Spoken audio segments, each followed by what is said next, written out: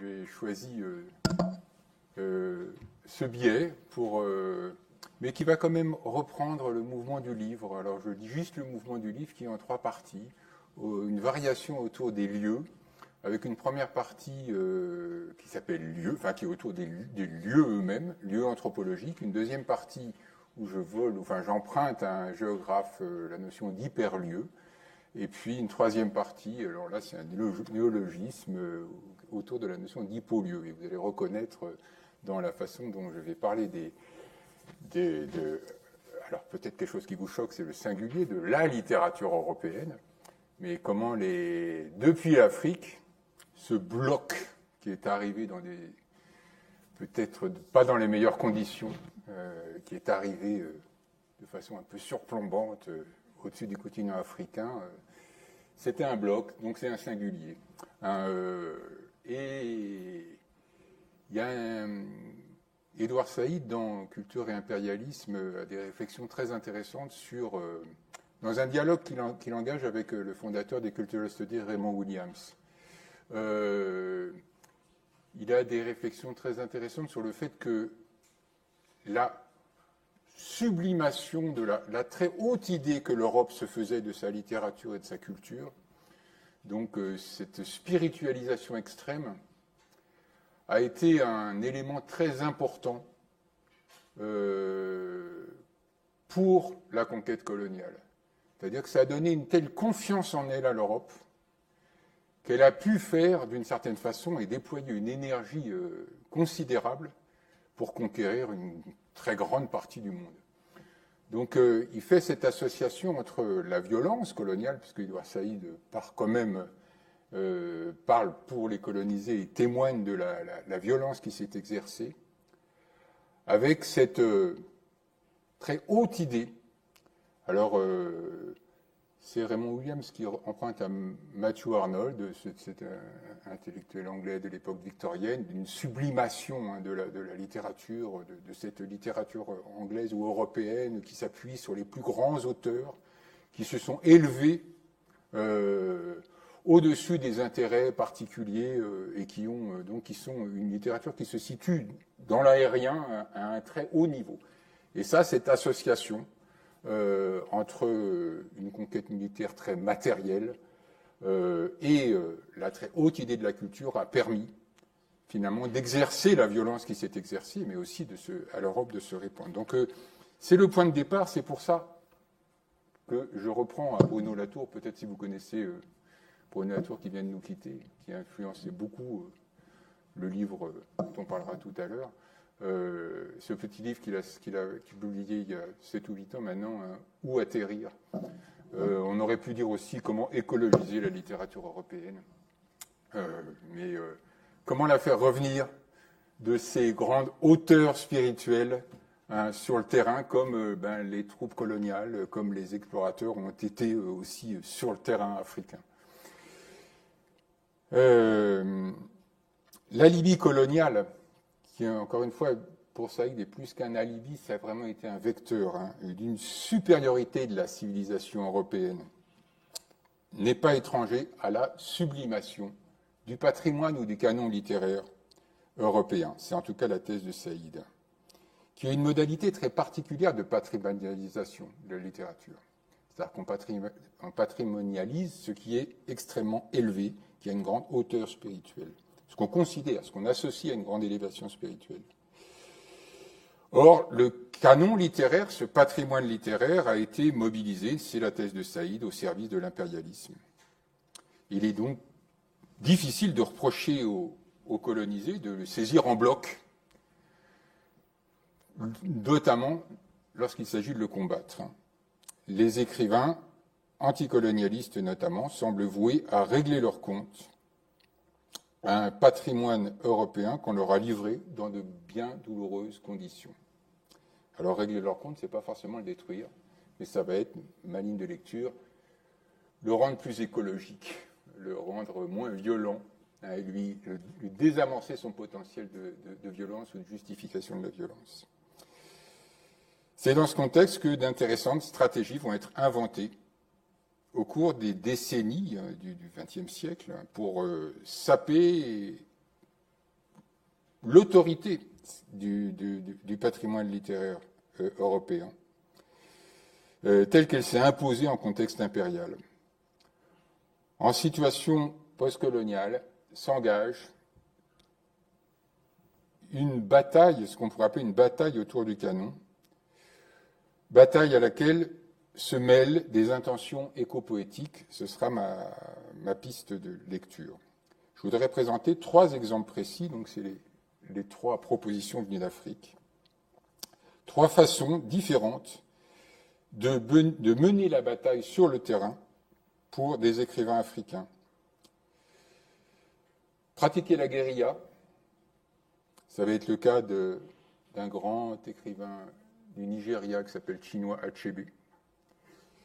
Et je vais commencer par lui, dont l'objectif sera de montrer comment les textes occidentaux peuvent s'embourber en territoire indigène. Donc, atterrir, mais s'il s'agit de combattre aussi leur puissance, on va les faire s'embourber comme les jeeps de l'armée anglaise se sont embourbés dans les monts Aberdare au moment de la révolte au Kenya, Mao Mao. Déclencher une guerre de position, ça va être le cas alors là on passe, je viens de parler du Kenya, c'était pour introduire mon deuxième auteur, Ngugi wa Thiong'o, depuis le continent africain.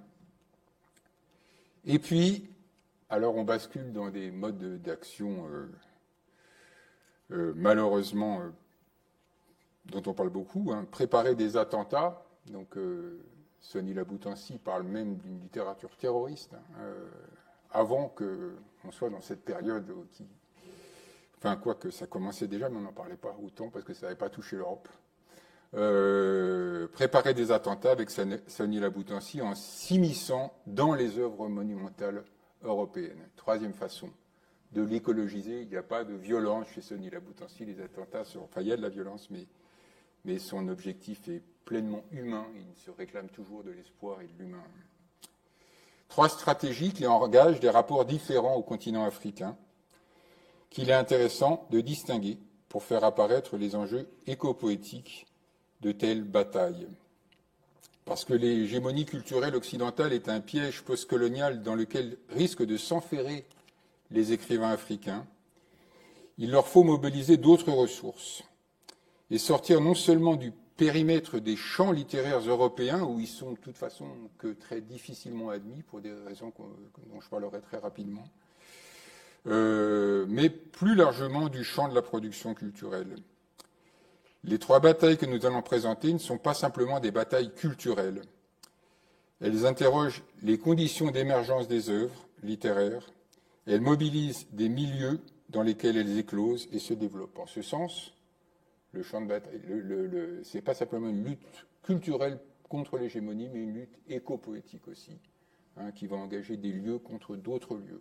Et rappeler aux littératures européennes qu'elles sont associées à des lieux bien particuliers. Et donc ça va être un affrontement d'une certaine façon entre des lieux. Par sa façon d'interroger le grand partage entre nature et culture, l'approche éco-poétique est un atout précieux pour rendre compte de l'efficience redoutable du combat que le faible a engagé contre le fort depuis l'époque coloniale jusqu'à nos jours. Donc la première proposition, c'est une proposition qui me travaille depuis très longtemps parce que comme beaucoup, je pense, mais je me comprends dedans, je suis un grand admirateur de Conrad, Joseph Conrad. Or, Chinua Achebe fait une conférence en 1975 où, alors là, pour le coup, il règle son compte à Joseph Conrad en disant que c'est un fiefé raciste. Il commence, enfin, je passe tout de suite pour vous, puisque je vais commenter un petit peu, on va tourner autour de ce texte. Vous voyez la première phrase. Ce que je veux dire est très clair. Joseph Conrad était un fiefé raciste. Et on passe tout de suite à la dernière phrase, enfin aux 2 dernières phrases. Et la question de savoir si un roman qui entérine cette déshumanisation, donc on va en parler tout de suite de cette question, qui dépersonnalise une partie de la race humaine, peut être considéré comme une grande œuvre d'art. Ma réponse est non, ce n'est pas possible. Donc là, on est en guerre. Et il me semble qu'il y a eu beaucoup de réactions de ne pas prendre au sérieux, enfin d'excuser la colère d'Achebe, mais pas la prendre au sérieux, son argumentation. Et il me semble que dans les questions qu'on se pose maintenant, peut-être, moi je pense que c'est un nouveau regard sur la littérature, le regard éco-poétique, et que ça peut nous mener très loin aussi, et que ça peut ouvrir des nouvelles perspectives. Et ce paragraphe, c'est plus qu'un paragraphe, là c'est un paragraphe, mais le texte est plus long. Ce texte d'Achebe nous dit des choses qui me semblent très intéressantes, en fait, très solides. C'est pas du tout quelqu'un qui a mal lu Conrad. Il l'a très bien lu. Et même si ce n'était pas stratégiquement son intérêt de le dire, mais clairement, il a une admiration pour Conrad. Enfin, on va prendre le temps de lire le paragraphe. Donc, dans cette conférence qui était donnée à l'université de Massachusetts, donc l'écrivain nigérian du Nigeria, Chinua Achebe, s'en prend frontalement à une œuvre monumentale en remettant en question la place qu'occupe Heart of Darkness de Joseph Conrad dans la littérature anglaise. Donc déjà, c'est une question de patrimonialisation. Est-ce que c'est une grande œuvre Et en fait, son combat, ça va moins être contre l'œuvre que sur le processus de canonisation qui a intégré cette œuvre. Et l'impensé, alors que lui dit clairement raciste, qui préside à ça. Ce que je veux dire est très clair, Joseph Conrad était un fiefé raciste. Si cette vérité évidente a été occultée, et il le met lui-même en italique, par les critiques, c'est ma traduction, mais je vous épargne mon accent anglais, donc je préfère le lire. Cela est dû au fait que le racisme des Blancs envers l'Afrique est tellement normalisé que ces manifestations passent totalement inaperçues. Ceux qui étudient au cœur des ténèbres vous diront souvent que Conrad est moins préoccupé par l'Afrique que par la détérioration d'une conscience européenne affectée par la solitude et la maladie. Ils insisteront sur le fait que Conrad est en tout cas plus dur avec les Européens qu'avec les indigènes, et que le but de son histoire est de ridiculiser la mission civilisatrice de l'Europe sur le continent africain. Une petite phrase qu'il faut comprendre comme une phrase ironique, celle qui vient. Un spécialiste écossais de Conrad m'informa que l'Afrique est simplement un facteur de désintégration de l'esprit de M. Kurtz. C'est en partie vrai. L'Afrique est une toile de fond qui élimine l'humanité des Africains. C'est un champ de bataille métaphysique, dépourvu de toute humanité, dans lequel l'Européen s'aventure à ses risques et périls. Ne voit-on pas l'absurde et perverse arrogance qui préside à la réduction de l'Afrique au rôle d'accessoire pour faire éclater la médiocrité de l'esprit européen ? Mais la question n'est même pas là. La véritable question est la déshumanisation de l'Afrique et des Africains que cette attitude séculaire a développée et continue à développer dans le monde. Et la question est de savoir si un roman qui entérine cette déshumanisation, qui dépersonnalise une partie de la race humaine, peut être considéré comme une grande œuvre d'art. Ma réponse est non, ce n'est pas possible. L'attaque est directe, le verdict sans appel. Tout au long du texte, Achebe ne cesse de rappeler que cette œuvre est dotée de multiples qualités formelles et stylistiques, là c'est donc dans les passages que je n'ai pas traduits là, qu'elle a une portée anti-impérialiste explicite qu'il partage, mais qu'elle est travaillée en profondeur par un réflexe raciste dont elle ne cherche pas à se départir et qui est son assise. Le problème politique que pointe Achebe ne vient pas de l'œuvre de Conrad elle-même. Ce ne serait pas grave si c'est juste un auteur raciste, bon. Mais de l'aveuglement qui préside à sa canonisation. Achebe s'étonne que personne ne voit le racisme dans cette œuvre. Dans Culture et impérialisme, Edward Said reproche à Matthew Arnold d'avoir cautionné la violence de l'armée impériale anglaise en Inde, alors même qu'il œuvrait en Angleterre à la construction d'un État culturel pacificateur, fondé sur les œuvres d'auteurs ayant réussi à échapper à leur détermination sociale en s'élevant à leur sublime moi. Saïd conclut de son analyse que si le sublime moi ne parvient pas à désamorcer les réflexes racistes, c'est qu'il en est solidaire. La valorisation d'une culture élevée dégagée détermination sociale, capable de suspendre les valeurs morales depuis le sublime point où se joue l'acte créateur, aurait donc une face cachée, dont il faudrait chercher les effets aux confins de l'Empire.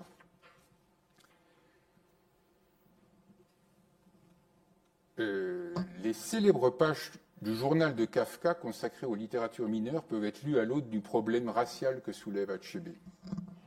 Je cite ce passage un peu énigmatique de cet extrait du journal du 25 décembre 1911.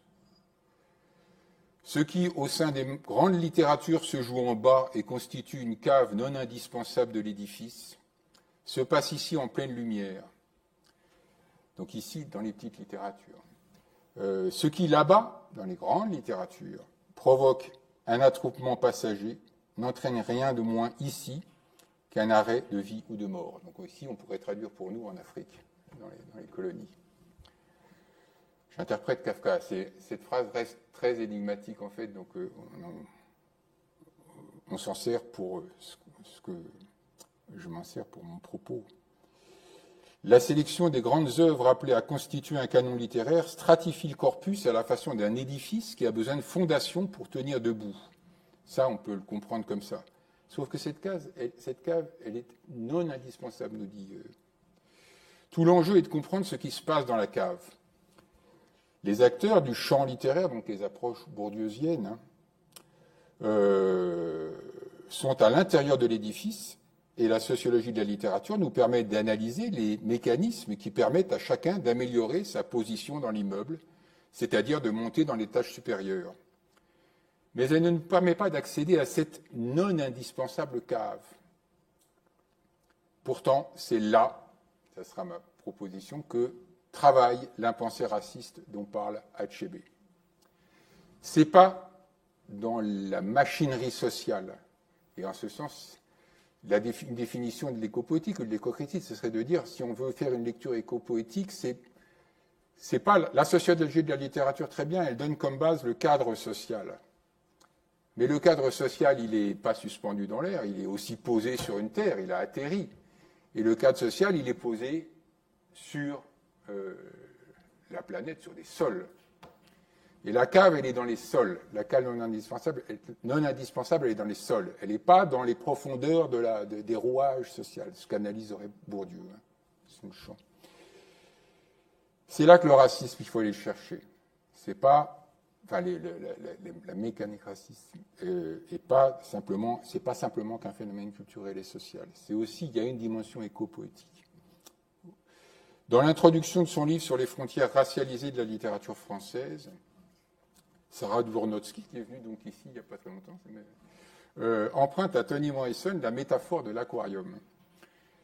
Pour verbaliser le moment décisif de l'effet mystificateur et aliénant de l'imaginaire littéraire blanc sur sa conscience, pour exprimer aussi la conscience de ce que le discours littéraire africaniste ne signifie pas une quelconque réalité, mais renvoie au sujet blanc de l'imagination, Morrison se sert de l'image d'un aquarium transparent dans lequel on aperçoit des poissons, des plantes et des bulles, et dont soudainement on découvre la structure en verre qui détient le tout.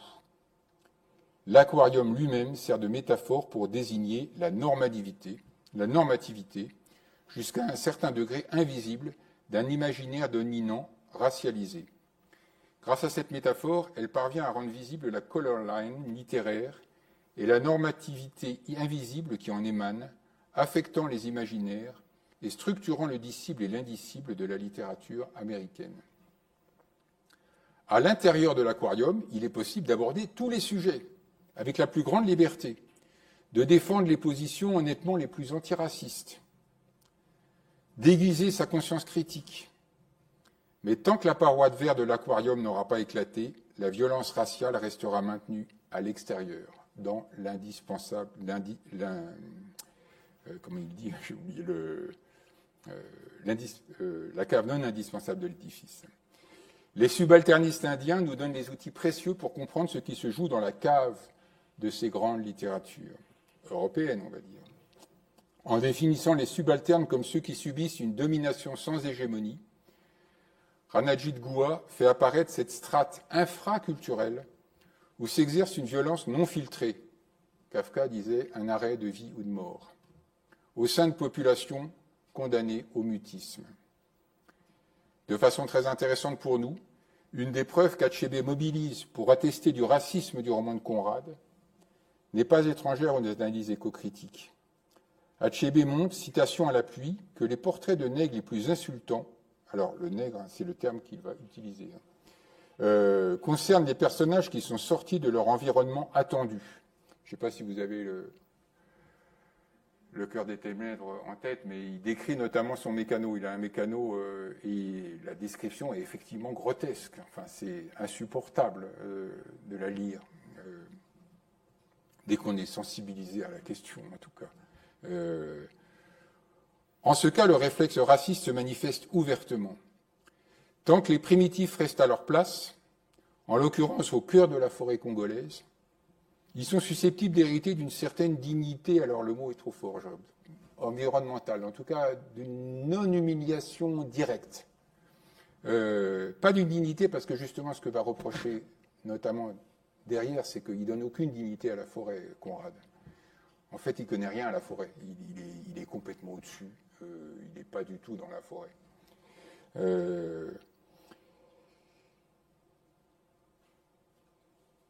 Les Africains sont, dans le cœur des ténèbres, des primitifs associés à leur territoire. Leur primitivité est liée à leur autochtonie dans la perspective d'un projet impérial qui suppose que les colonisés restent à leur place. L'aigle impérial, aérien et dégagé, cloue au sol ses proies par son regard classificateur. La dynamique impériale est un mouvement qui, pour se manifester dans sa majesté, a besoin d'un point de référence fixe, la race. La riposte qu'Achebe apporte au roman de Conrad dans son premier roman, qui est Things Fall Apart, paru en 1957, qui a été traduit d'abord Le monde s'effondre et puis Tout s'effondre dans une deuxième traduction, passe par une remise en cause de cette territorialité du primitif. Soit le portrait d'Okonkwo, le héros du roman, je ne crois pas que je l'ai mise malheureusement, je vous le lis. Quand il marchait, ses talons touchaient à peine le sol et il semblait se déplacer sur des ressorts comme s'il s'apprêtait à bondir sur quelqu'un. En s'exportant dans les colonies, la grande littérature européenne voit les parois de l'aquarium perdre leur transparence. Le bel édifice s'enfonce dans sa propre cave et rencontre d'insaisissables figures de guerrilleros qui échappent à son contrôle. Chinua Achebe pointe un très intéressant paradoxe. La capacité de l'Europe, Bruno Latour parlerait ici des modernes, rendant-lui hommage encore une fois, à se remettre en question, son attitude à faire son autocritique, l'attitude de l'Europe et de la modernité à faire sans arrêt son autocritique, à revenir sans arrêt sur elle, ne l'empêche pas de venir s'embourber dans les colonies.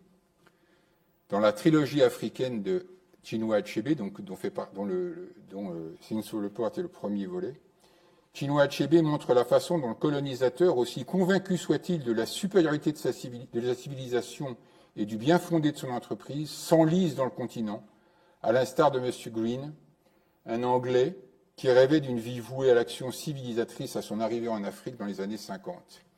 La citation, il avait dû d'abord venir avec un idéal, amener la lumière au cœur des ténèbres, aux chasseurs de têtes tribaux qui célébraient des cérémonies bizarres et des rites secrets. Là, on est dans Conrad. Mais à son arrivée, l'Afrique l'avait trahi. Où était sa brousse bien-aimée remplie de sacrifices humains? On retrouvait en lui un Saint-Georges à cheval et cuirassé, mais où était le dragon? En 1900, M. Green aurait pu figurer parmi les grands missionnaires. En 1935, il aurait réussi à se tirer d'affaire en giflant des directeurs d'école en présence de leurs élèves. Mais en 1957, 3 ans avant les indépendances, il ne pouvait que maudire et jurer. L'Europe s'est embourbée. Afrique reprend le motif conradien d'une désintégration de l'Europe au contact de l'Afrique, mais il substitue au motif héroïque du basculement dans l'horreur le constat désenchanté de son impuissance. M. Green n'a plus rien d'un héros, il n'est ni Saint-Georges ni Kurtz. Le grand récit européen qui avait besoin d'une Afrique inhumaine pour se propulser, s'enferre dans l'humanité quotidienne d'un continent que les romans d'Achebe révèlent. Deuxième proposition sous le sceau de l'hyperlieu. On passe en Afrique de l'Est, la querelle sur l'abolition du département d'anglais à l'université de Nairobi. Dans un ouvrage paru en 1981, sous le titre Decolonizing the Mind, l'écrivain kényan Ngugi wa Thiong'o rend compte du débat qui s'est ouvert au Kenya à la fin des années 60, à l'occasion d'un manifeste signé par 3 universitaires de l'université de Nairobi, Ngugi wa Thiong'o lui-même, Tabagi Young et Henry Howard Anyumba, en octobre 68, demandant l'abolition du département d'anglais. La principale question, alors là il raconte dans un texte plus tardif ce qui s'est passé. Et la principale question que nous posons est la suivante. Ça c'est le texte qui avait été publié en 68 par ces 3 enseignants pour influencer la direction de l'université pour qu'elle change les cursus de littérature. La principale question que nous posons est la suivante. Si l'étude suivie d'une culture singulière à travers l'histoire semble nécessaire, pourquoi cette culture ne serait-elle pas africaine ? Pourquoi la littérature africaine ne pourrait-elle pas se trouver au centre des programmes et servir de prisme à l'étude des autres cultures ? Ça, c'était le texte du tract qui avait été diffusé à l'époque. Et le Ngugi de 80 commente « Le feu était mis aux poudres. Jusqu'à la fin de l'année 69, le débat fit rage, enflammant l'université entière. Quelques lignes venaient de susciter la plus décisive querelle que le pays ait vue jusqu'à aujourd'hui en matière de politique culturelle et d'enseignement de la littérature. Tout le monde était d'accord sur un point. Il était indispensable que soient enseignées les littératures africaines, les littératures européennes et celles du reste du monde. Mais lesquelles occuperaient le centre ? Lesquelles la périphérie ? Et comment le centre serait-il relié à la périphérie ? L'attaque à nouveau est frontale, c'est pour ça que je parle de bataille, et l'intention explicite. Il s'agit d'échapper à la sphère d'influence culturelle européenne en mettant l'Afrique au centre de l'enseignement de la littérature. Pour autant, il y aurait contresens à interpréter ce manifeste comme relevant d'une démarche afrocentriste. Je dis ça parce que c'était des commentaires qui ont été faits à propos de Ngugi lorsqu'il a décidé de ne plus écrire qu'en kikuyu. Il y a eu des commentaires qui allaient dans ce sens-là. D'ailleurs, le repli de Ngugi sur son ethnie, ça n'a jamais été sa démarche jusqu'à aujourd'hui. La dernière des 3 questions posées par Ngugi wa Thiong'o à la fin du texte sur la nature du lien entre le centre africain et la périphérie européenne témoigne d'une volonté de maintenir le contact avec la totalité du monde. On est bien dans un hyperlieu. L'optique est clairement panafricaine. L'enjeu est de mettre la littérature mondiale en perspective depuis l'Afrique. C'est à une autre configuration du corpus littéraire mondial que les signataires invitent depuis un point de vue kényan. Pour comprendre les enjeux de cette proposition en situation postcoloniale, il n'est pas inutile de revenir rapidement sur les conditions de développement des littératures africaines à l'époque coloniale et au début de l'époque postcoloniale. Mais on pourrait dire que ça fonctionne encore un peu comme ça. Si les écrivains africains n'ont pas pris la plume dans les conditions propices à une canonisation immédiate, cela ne les empêchait pas d'être attendus, voire suscités dès les premiers temps de l'époque coloniale, au sein d'une catégorie au contour et au statut incertain, la littérature coloniale. Associés au lointain, les textes africains avaient vocation à satisfaire un goût pour l'exotisme et pour cette raison ils jouissaient d'une certaine popularité. Mais leur extranéité programmée les mettait d'emblée en porte-à-faux avec ce que l'on attend d'un texte canonisé. L'éloignement ou l'inaccessibilité géographique de l'Afrique, souvent rappelée dans les préfaces des premiers textes littéraires africains publiés en Europe, affirme un décentrement qui est d'abord ressenti comme spatial. Dans la logique d'expansion impériale, la distance géographique préside à la différence culturelle. Si du point de vue impérial, ça c'est un des apports de Saïd, cette importance de la géographie. Si du point de vue impérial, une authentique œuvre africaine doit manifester l'âme africaine, ça c'est le terme de l'époque coloniale, c'est pour donner un contenu à une bibliothèque coloniale dont les rayonnages sont organisés sur des critères géographiques. La littérature africaine n'a pas vocation à faire autorité, mais à donner un corps littéraire à une mosaïque impériale déployée à la surface de la planète. Voilà ce qu'écrit au début des années 60 le poète ougandais Okot Ptitek, qui est un des poètes qui a commencé à faire de la poésie en luo, donc dans une langue nilotique de l'ouest du Kenya. à propos de la... Non, je dis une bêtise, c'est pas en luo, c'est en nacholi, pardon. Et c'est aussi une langue proche du luo. À propos de la situation paradoxale dans laquelle se retrouvent les intellectuels africains, à la fois si éloignés et si proches de leur propre culture, alors même qu'ils s'intéressent aux textes écrits dans les langues vernaculaires. Donc ça, c'est un extrait de Okotitek. La plupart d'entre nous sommes des paysans urbains dont les promenades quotidiennes sont inscrites dans le périmètre des bibliothèques et des librairies. Nous avons lu toutes les nouveautés romanesques et poétiques écrites en langue vernaculaire, ainsi que la Bible, les livres de prière et le voyage du pèlerin, parce que tout ça, ça a été traduit dans les langues africaines, qui ont été si maladroitement traduits dans nos langues. Nous conservons tous les exemplaires des magazines d'associations culturelles locales où on peut trouver des chants traditionnels, des histoires du cru, des nouvelles et des contes folkloriques. Chaque semaine, nous lisons attentivement l'ennuyeuse presse du gouvernement et la prose déplorable des instances religieuses, les presses écrites dans les langues africaines, qui faisaient souvent de la propagande, soit missionnaire, soit coloniale. Le soir, assis dans nos sofas et les pieds sur la table, regrettant qu'il y ait si peu de littérature écrite en langue vernaculaire, nous nous consolons avec un livre d'Achebe, de Soyinka, ou un volume de Transition, qui était une des grandes revues. Pendant ce temps-là, à travers le pays, des feux de camp ont été allumés et des conteurs prennent la parole. Les tambours de danse vibrent à distance sous la lune et de magnifiques chants d'amour flottent dans l'air. Le garçon rencontre la fille et s'engage une toute spirituelle lutte pour l'amour. Confiné dans sa bibliothèque, l'intellectuel africain est tenu à distance de sa propre culture par des institutions postcoloniales qui restent suspendues aux anciennes géographies impériales. Okotitek, qui enseignait à l'université de Makerere, en Ouganda, et dont la pensée a beaucoup influencé Ngugi wa Thiong'o, met spatialement en scène dans ce texte la différence entre une culture réifiée, folklorisée, déposée dans une bibliothèque restreinte sous contrôle d'institutions religieuses ou culturelles, et une culture de plein air en acte étroitement associée aux relations humaines. Ce partage ne recoupe pas nécessairement celui entre une culture écrite et une culture orale, mais plutôt entre l'objectivable et l'événementiel.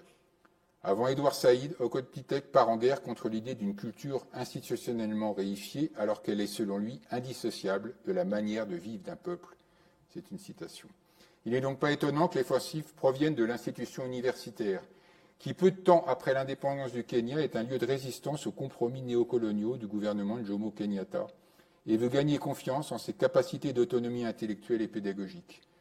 Ngugi wa Thiong'o, Taban Lyong et Henry Owono Anyumba veulent situer l'université, la connecter sur des pratiques locales et en faire un lieu événementiel depuis lequel un point de vue sur le monde pourrait être émis.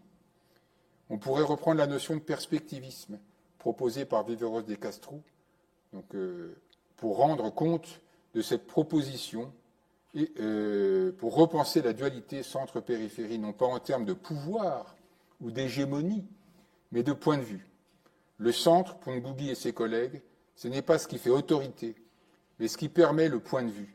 Le corpus littéraire mondial ne fait plus l'objet d'une sélection d'œuvres canoniques, mais d'une configuration depuis un regard situé. Les trois universitaires kenyans revendiquent le droit de porter un regard sur la littérature mondiale depuis leur situation et en fonction de l'expérience qui est la leur. Une telle revendication a nécessairement des conséquences sur la façon dont l'institution universitaire doit se vivre et se penser. Il ne s'agit plus de classer les œuvres, de leur attribuer une position dans les hiérarchies de tel ou tel champ littéraire, mais de les situer dans un espace ouvert. Dans la perspective d'une écopoétique décoloniale, les études littéraires ne renoncent pas à la quête d'œuvres monumentales, mais à condition de ne pas faire porter le regard sur le monument lui-même, mais de saisir l'œuvre monumentale comme une opportunité de porter un regard sur le monde, c'est-à-dire d'entrer dans le monument pour voir le monde. Dans ces conditions, le canon ne sera plus l'arme autoritaire d'une monumentalisation dont l'écrivain nigérian Chinua Achebe pointait l'aveuglement à propos de Joseph Conrad. Si on entrait dans l'œuvre de Conrad, je traduis un petit peu ce que je viens de dire de façon peut-être un peu trop, si on apprenait à entrer dans l'œuvre de Conrad, à entrer dans le monument et à voir comment il voit, ça paraîtrait évident qu'il projette un mépris sur les gens de la forêt. Et le racisme paraîtrait évident. Si on ne l'a pas vu, c'est qu'on s'est déshabitué, on a regardé l'œuvre comme ça, hein, et on l'a admiré, décrite, etc. Troisième proposition, et je terminerai, je ne sais pas, je suis peut-être un peu trop long là, autour des hippolieux, avec, en accrochant à Sonny Laboutancy qui interpelle Arthur Rimbaud, un grand écrivain congolais. Avec l'écrivain congolais Sonny Laboutancy, je voudrais analyser une troisième façon de mener la bataille autour du panon littéraire européen depuis la post-colonie. Il ne s'agit plus de raconter des batailles rangées menées par les écrivains africains anticolonialistes contre le canon occidental, ni même les techniques de guérilla postcoloniale envers l'édifice culturel occidental, mais d'évoquer les écrivains qui ont fait le choix de s'installer dans les grands monuments littéraires pour les menacer de l'intérieur. Ces auteurs, passés maîtres dans l'art du camouflage, travaillent à l'insu des guetteurs qui surveillent les lointains depuis les hautes tours d'ivoire de la littérature canonique. Voici la lettre infernale que le poète Sonny Laboutancy écrit d'Afrique au poète Arthur Rimbaud. Celui dont il se sent le plus proche, et là, clairement, il le dit qu'il admire Rimbaud, c'est un des, et qu'il admire par-dessus tout. Monsieur Rimbaud, je vous le dis droit dans l'âme, ce monde est mort, y compris la France. Je vous le redis tout droit dans la culotte, ce monde finit bientôt de mourir. Et vous n'irez plus ni en Abyssinie ni en Asie commercer d'absinthe, d'idées hautes comme des herbes de belle humeur, d'enthousiasme pané de panicules d'armes. Scuds artisanaux et mesquins, ambiance frêle, plus jamais.